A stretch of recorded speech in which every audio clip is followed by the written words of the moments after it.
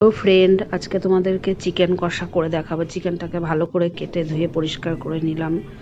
তারপর ওর মধ্যে একটু উষ্ণ গরম জল দিয়ে ধোবে, তাহলে মুরগির আষ্টা গন্ধটা থাকবে না। আর এদিকে মশলা আলু দেবো একটু চিকেনের সাথে, আর টমেটো, পেঁয়াজ, রসুন, আদা, লঙ্কা বাটা, শুকনো লঙ্কা, কাঁচা লঙ্কা মিশিয়ে দেবো।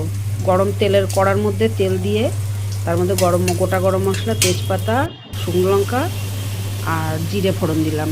তারপরে পেঁয়াজ দেবো। পেঁয়াজটা যখনই ভাজা ভাজা হবে এক এক করে মশলা সব দিয়ে দেবো ওর মধ্যে। আর টমেটোটা দেবো, আর একটু বাটির মধ্যে জল নিয়ে তার মধ্যে লবণ হলুদ মিশিয়ে ওতে দিয়ে দেবো। তারপরে মাংসগুলো দেবো, দিয়ে কষবো। আর ঢেকে ঢেকে কষবো। ঢেকে ঢেকে কষলে কি মাংসটা তাড়াতাড়ি সেদ্ধও হবে, স্বাদটাও ভালো হয়। আর যখন দেখবো কষা কষা হয়ে গেছে তখন জল দেবো, গরম জল দেবো, একটু গরম জলই দিই আমি।